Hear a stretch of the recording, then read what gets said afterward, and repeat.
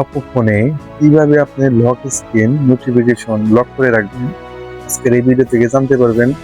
এই যে আমরা যখন আমাদের স্ক্রিনটা লক করে রাখি, আমার স্ক্রিনটা করলে এখন লক আছে, তো এইভাবে এরকম করে টান দিলেই দেখবেন আপনার লক স্ক্রিন নোটিফিকেশন নেমে আসে এরকম বারগুলা, এবং নোটিফিকেশন শো করে এই জায়গায়। তো এইগুলা আপনি লক করে রাখবেন। এরকম করে লক স্ক্রিন থাকা অবস্থায় এরকম করে টান দিলেই জানি এই নোটিফিকেশন বারটা বা এই মেনুটা না আসে। কিভাবে এই সেটিংটা করবেন অপোতে আজকের এই ভিডিও থেকে জানতে পারবেন। তো চলুন আমি আমার সেটিংসে যাব।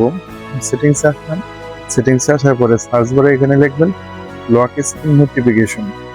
লক স্ক্রিন নোটিফিকেশন এই যে নিচের একদম নিচে এই যে এটা, এখানে notification status bar lock screen notification, এটাতে ট্যাপ দিবেন।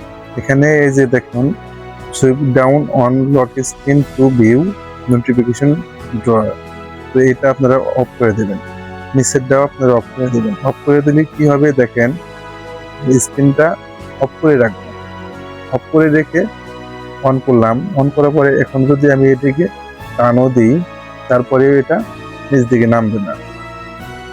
তখন আর আপনার ফোনে কেউ হাতে নিয়ে কে নোটিফিকেশন, কে মেসেজ করলো, কে নোটিফিকেশন বা কি নোটিফিকেশন আইলো কেউ দেখতে পারবে না। আপনার নোটিফিকেশন কেউ চেকই দিতে পারবে না। তো এই ছিল আজকে ভিডিওটা।